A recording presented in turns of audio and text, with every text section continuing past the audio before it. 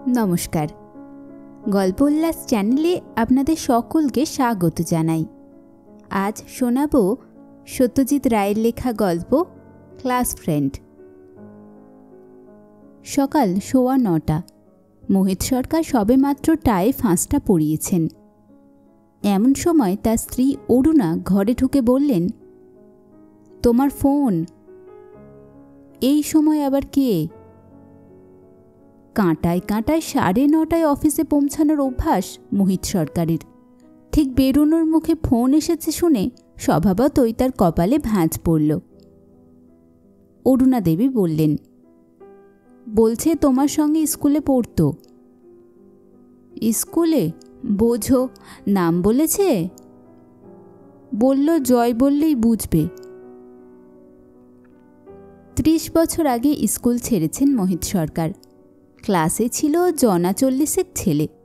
খুব মন দিয়ে ভাবলে হয়তো তাদের মধ্যে জনাভিষেকের নাম মনে পড়বে, আর সেই সঙ্গে চেহারাও। জয় বা জয়দেবের নাম ও চেহারা দুটোই ভাগ্যক্রমে মনে আছে, কারণ সে ছিল ক্লাসে সেরা ছেলেদের মধ্যে একজন। পরিষ্কার ফুটফুটে চেহারা, পড়াশোনায় ভালো, ভালো হাই জাম্প দিত, ভালো তাসের ম্যাজিক দেখাতো। ক্যাসাবিয়াঙ্কা আবৃত্তি করে একবার সোনার মেডেল পেয়েছিল। স্কুল ছাড়ার পরে তার আর কোনো খবর রাখেননি মোহিত সরকার। তিনি এখন বুঝতে পারলেন যে এককালে বন্ধুত্ব থাকলেও এতকাল ছাড়াছাড়ির পর তিনি আর কোনো টান অনুভব করছেন না তার স্কুলের সহপাঠীর প্রতি। মোহিত অগত্যা টেলিফোনটা ধরলেন। হ্যালো, কে মোহিত? চিনতে পারছো ভাই? আমি সেই জয়দেব বোস, বালিগঞ্জ স্কুল। গলা চেনা যায় না, তবে চেহারাটা মনে পড়েছে। কি ব্যাপার? তুমি তো এখন বড় অফিসার ভাই, নামটা যে মনে রেখেছ এটাই খুব। ওসব থাক, এখন কি ব্যাপার বলো। একটু দরকার ছিল, একবার দেখা হয়? কবে? তুমি যখন বলবে, তবে যদি তাড়াতাড়ি হয় তাহলে আজই করো। আমার ফিরতে ফিরতে 6টা হয়, 7টা নাগাদ আসতে পারবে? নিশ্চয়ই পারবো, থ্যাংক ইউ ভাই, তখন কথা হবে।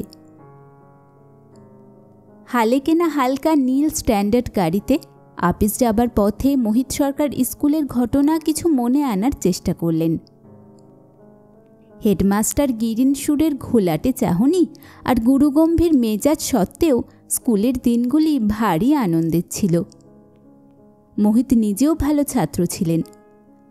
শঙ্কর, মোহিত আর জয়দেব, এই 3 জনের মধ্যেই বেশি রেষারেষি ছিল।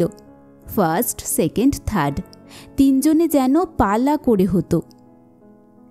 ক্লাস 6 থেকে মোহিত সরকার আর জয়দেব বোস একসঙ্গে পড়েছেন। অনেক সময় এক বেঞ্চিতেই পাশাপাশি বসতেন দুজন। ফুটবলেও পাশাপাশি স্থান ছিল দুজনের।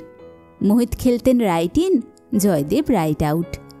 তখন মোহিতের মনে হতো এই বন্ধুত্ব বুঝি চিরকালের। কিন্তু স্কুল ছাড়ার পরেই দুজনের রাস্তা আলাদা হয়ে যায়। মোহিতের বাবা ছিলেন অবস্থাপন্ন লোক, কলকাতার নাম করা ব্যারিস্টার। স্কুল শেষ করে মোহিত ভালো কলেজে ঢুকে ভালো পাশ করে 2 বছরের মধ্যে ভালো সদাগরি আপিসে চাকরি পেয়ে যায়। জয়দেব চলে যায় অন্য শহরের অন্য কলেজে, কারণ তার বাবার ছিল বদলির চাকরি। তারপর আশ্চর্য ব্যাপার, মোহিত দেখেন যে তিনি আর জয়দেবের অভাব বোধ করছেন না। তার জায়গায় নতুন বন্ধু জুটেছে কলেজে। তারপর সেই বন্ধু বদলে গেল যখন ছাত্রজীবন শেষ করে মোহিত চাকরির জীবনে প্রবেশ করলেন। এখন তিনি তার আপিসের 4 জন মাথার মধ্যে একজন, এবং তার সবচেয়ে ঘনিষ্ঠ বন্ধু হল তাঁরই একজন সহকর্মী। স্কুলের সহপাঠীদের মধ্যে একমাত্র প্রজ্ঞান সেনগুপ্তের সঙ্গে মাঝে মাঝে ক্লাবে দেখা হয়। সেও ভালো আপিসে বড় কাজ করে। আশ্চর্য, স্কুলের স্মৃতির মধ্যে কিন্তু প্রজ্ঞানের কোনো স্থান নেই। অথচ জয়দেব, যার সঙ্গে 30 বছর দেখাই হয়নি, স্মৃতির অনেকটা জায়গা দখল করে আছে। এই সত্যটা মোহিত পুরনো কথা ভাবতে ভাবতে বেশ ভালো করে বুঝতে পারলেন। মোহিতের অফিসটা সেন্ট্রাল এভিনিউতে। চৌরঙ্গি আর সুরেন ব্যানার্জি সংযোগস্থলের কাছাকাছি আসতেই গাড়ির ভিড়, মোটরের হর্ন আর বাসের ধোঁয়া মোহিত সরকারকে স্মৃতির জগৎ থেকে হুড়মুড়িয়ে বাস্তব জগতে এনে ফেলল। হাতের ঘড়িটার দিকে চোখ পড়াতে মোহিত বুঝলেন যে তিনি আজ মিনিট 3 লেট হবেন। অফিসের কাজ সেরে সন্ধ্যায় তার লি রোডের বাড়িতে ফিরলেন মোহিত। তখন তার মনে বালিগঞ্জ গভর্নমেন্ট স্কুলের স্মৃতির কণামাত্র অবশিষ্ট নেই। সত্যি বলতে কি, তিনি সকালের টেলিফোনের কথাটাও বেমালুম ভুলে গিয়েছিলেন। সেটা মনে পড়ল যখন বেয়ারা বিপিন বৈঠকখানায় এসে তার হাতে রুল টানা খাতার পাতা ভাঁজ করে ছেঁড়া একটা চিরকুট দিল। তাতে ইংরাজিতে লেখা, Joydeb Bose as per appointment. রেডিওতে বিবিসির খবরটা বন্ধ করে মোহিত বিপিনকে বললেন, ভেতরে আসতে বলো। আর বলেই মনে হলো জয় এতকাল পরে আসছে, তার জন্য কিছু খাবার আনিয়ে রাখা উচিত ছিল। আপিস ফেরতা পার্ক স্ট্রিট থেকে কেক পেস্ট্রি জাতীয় কিছু কিনে আনা তার পক্ষে খুবই সহজ ছিল, কিন্তু খেয়াল হয়নি। তার স্ত্রী কি আর নিজে খেয়াল করে এ কাজটা করেছেন? চিনতে পারছ? গলার স্বর শুনে আর সেই সঙ্গে কণ্ঠস্বরের অধিকারিণীর দিকে চেয়ে মোহিত সরকারের যে প্রতিক্রিয়াটি হলো, সেটা সিঁড়ি উঠতে গিয়ে শেষ ধাপ পেরোনোর পরেই আর এক ধাপ আছে মনে করে পা ফেলতে হয়। চৌকাঠ পেরিয়ে যিনি ঘরের ভিতরে এসে দাঁড়িয়েছেন, তার পরনে ছে রঙের বেখাপ্পা ঢলঢলে সুতির প্যান্টের ওপর হাত কাটা সস্তা ছিটের শার্ট দুটির কোনোটিও কোজমিনকালে ইস্ত্রির সংস্পর্শে এসেছে বলে মনে হয় না। শার্টের কলারের ভিতর দিয়ে যে মুখটি বেরিয়ে আছে, তার সঙ্গে অনেক চেষ্টা করেও মোহিত তার স্মৃতির জয়দেবের সঙ্গে কোনো সাদৃশ্য খুঁজে পেলেন না। আগন্তুকের চোখ কোটরে বসা, গায়ের রং রোদে পুড়ে ঝামা, গাল তোবড়ানো, থুতনিতে অন্তত 3 দিনের কাঁচা পাকা দাড়ি, মাথার ওপরাংশ মসৃণ, কানের পাশে কয়েক গাছা অবিন্যস্ত পাকা চুল। প্রশ্নটা হাসি মুখে করায় ভদ্রলোকের দাঁতের পাটিও দেখতে পেয়েছেন মোহিত সরকার, এবং মনে হয়েছে পান খাওয়া ক্ষয়ে যাওয়া অমন দাঁত নিয়ে হাসতে হলে হাত দিয়ে মুখ ঢেকে হাসা উচিত। অনেক বদলে গেছি না? বসো। মোহিত এতক্ষণে উঠে দাঁড়িয়েছেন। সামনে সোফায় আগন্তুক বসার পর মোহিতও তার নিজের জায়গায় বসলেন। মোহিতের নিজের ছাত্র জীবনের কয়েকটা ছবি তার অ্যালবামে আছে। সেই ছবিতে 14 বছরের মোহিতের সঙ্গে আজকের মোহিতের আদল বার করতে অসুবিধা হয় না। তাহলে একে চেনা এত কঠিন হচ্ছে কেন? 30 বছরে একজনের চেহারার এত পরিবর্তন হয় কি? তোমাকে কিন্তু বেশ চেনা যায়, রাস্তায় দেখলেই চিনতে পারতাম। ভদ্রলোক কথা বলে চলেছেন। আসলে আমার ওপর দিয়ে অনেক ঝড় বয়ে গেছে। কলেজে পড়তে পড়তে বাবা মারা গেলেন। আমি পড়া ছেড়ে চাকরির ধান্দায় ঘুরতে শুরু করি। তারপর ব্যাপার তো বোঝই, কপাল আর ব্যাকিং, এ দুটোই যদি না থাকে তাহলে আজকের দিনে একজন ইয়ের পক্ষে। চা খাবে? চা? হ্যাঁ, তা। মোহিত বিপিনকে ডেকে চা আনতে বললেন, আর সেই সঙ্গে এই ভেবে আশ্বস্ত হলেন যে কেক মিষ্টি যদি নাও থাকে তাহলেও ক্ষতি নেই, এনার পক্ষে বিস্কুটই যথেষ্ট। ও, ভদ্রলোক বলে চলেছেন, আজ সারা দিন ধরে কত পুরনো কথাই না ভেবেছি জানো মোহিত। মোহিত নিজেও যে কিছুটা সময় তাই করেছেন সেটা আর বললেন না। এলসিএম জিসিএমকে মনে আছে?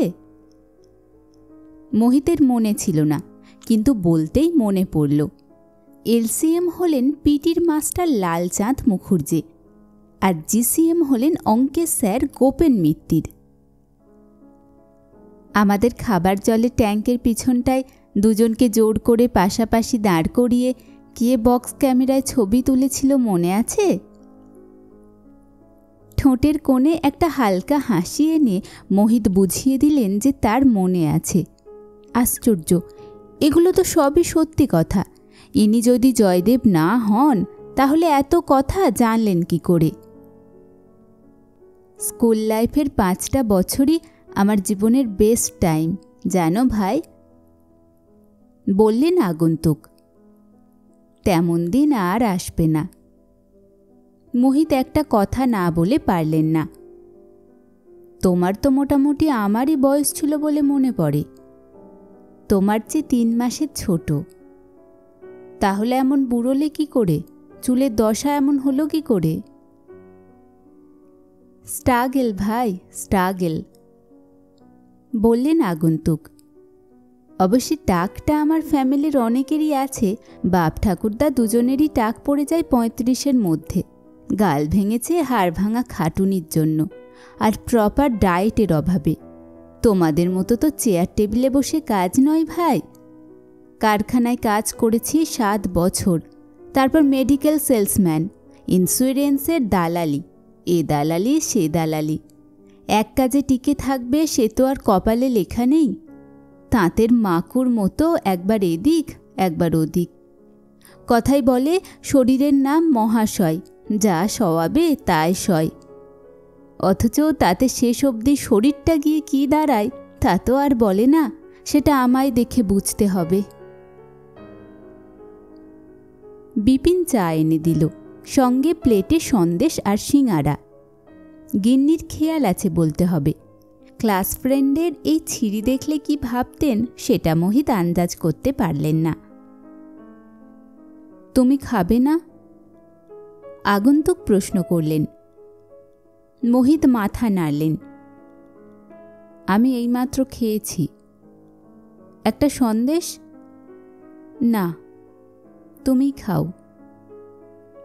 ভদ্রলোক সিঙ্গারায় কামড় দিয়ে চিবোতে চিবোতে বললেন, ছেলেটার পরীক্ষা সামনে, অথচ এমন দশা। জানো মোহিত ভাই, ফিয়ের টাকাটা যে কোত্থেকে আসবে তা তো বুঝতে পারছি না। আর বলতে হবে না, মোহিত বুঝে নিয়েছেন। আগেই বোঝা উচিত ছিল এর আসার কারণটা। সাহায্য প্রার্থনা, আর্থিক সাহায্য। কত চাইবেন?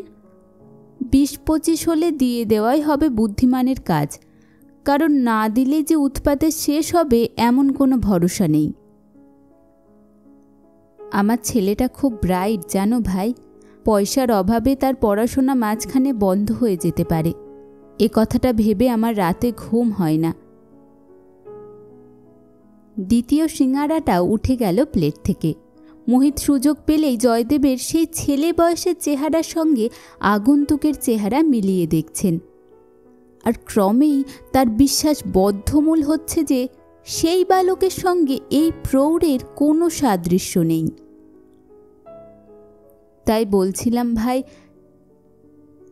চায়ে সশব্দ চুমুক দিয়ে বললেন আগন্তুক, অন্তত 100 কি 100 যদি এই পুরনো বন্ধুর হাতে তুলে দিতে পারো তাহলে। Very sorry.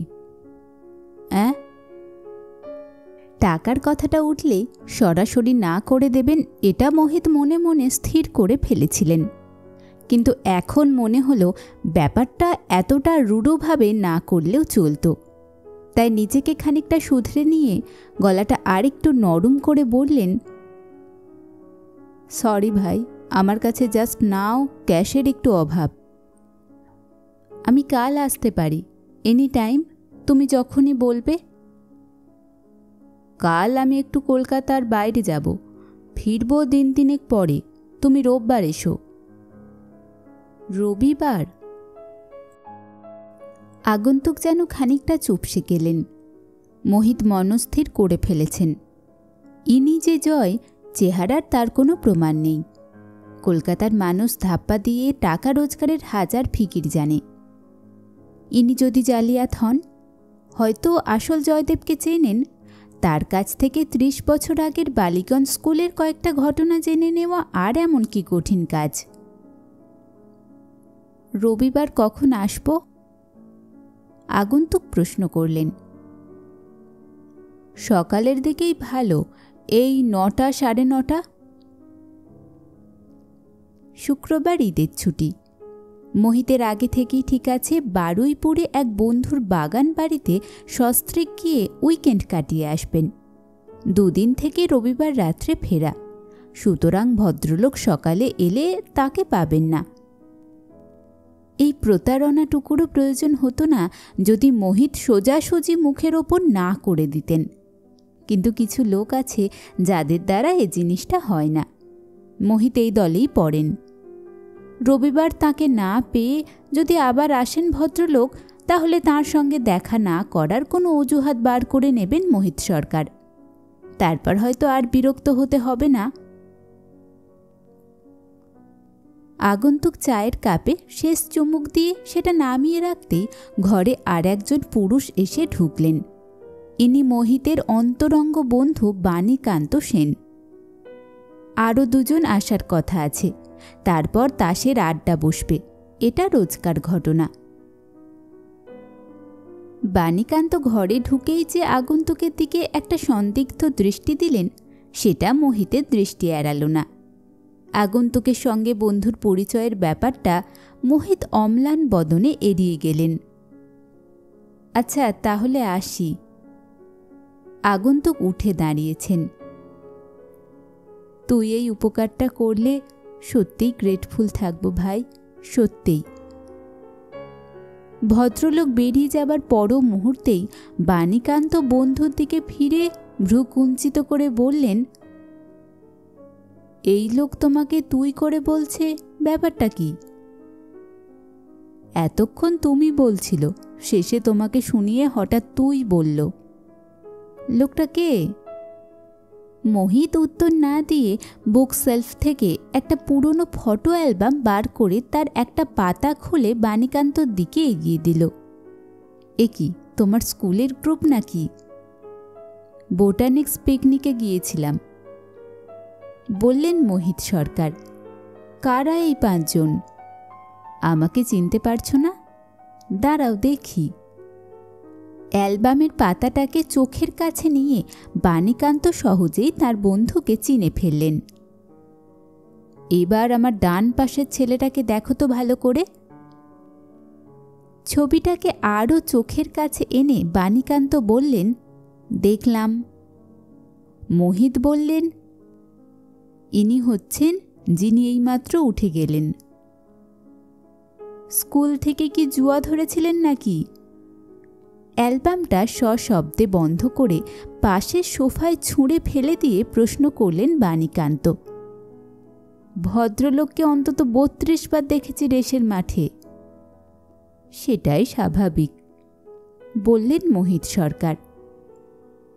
তারপর আগন্তুকের সঙ্গে কি কথা হলো সেটা সংক্ষেপে বললেন। পুলিশে খবর দে, বললেন বাণীকান্ত। চোরজোচ্চর জালিয়াতে ডিপো হয়েছে কলকাতা শহর। এই ছবির ছেলে আর এই জুয়ারি এক লোক হওয়া ইম্পসিবল।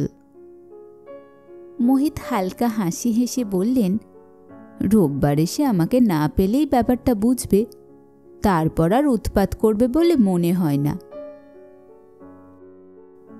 বারুইপুরে বন্ধুর পুকুরের মাছ, পোলট্রির মুরগির ডিম আর গাছের আম, জাম, ডাব, পেয়ারা খেয়ে বকুল গাছের ছায়ায় শতরঞ্জি পেতে বুকে বালিশ নিয়ে তাস খেলে শরীর ও মনের অবসাদ দূর করে রবিবার রাত 11টায় বাড়ি ফিরে মোহিত সরকার বিপিন বেয়ারার কাছে শুনলেন যে সেদিন যে ভদ্রলোকটি এসেছিলেন তিনি আজ সকালে আবার এসেছিলেন।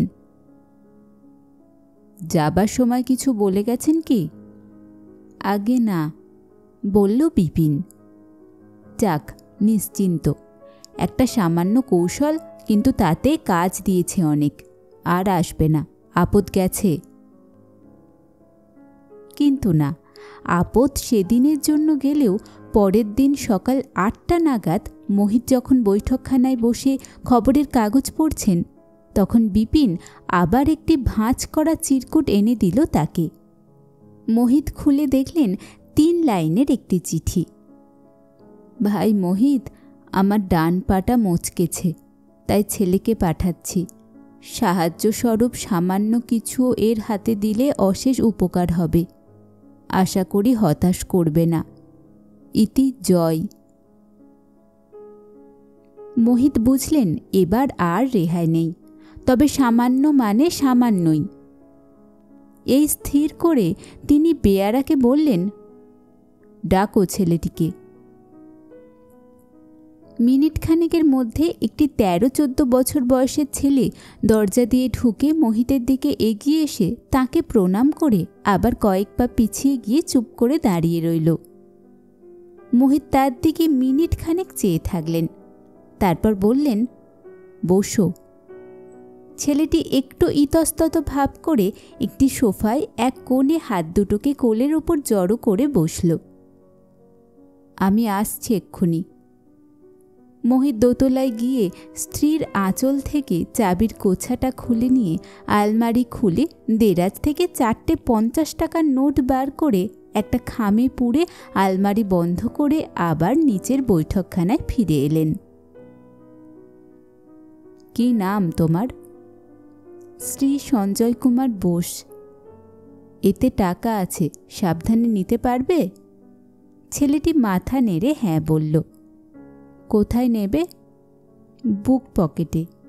ট্রামে ফিরবে না বাসে? হেঁটে। হেঁটে? কোথায় বাড়ি তোমার? মির্জাপুর স্ট্রিট। এত দূর হাঁটবে?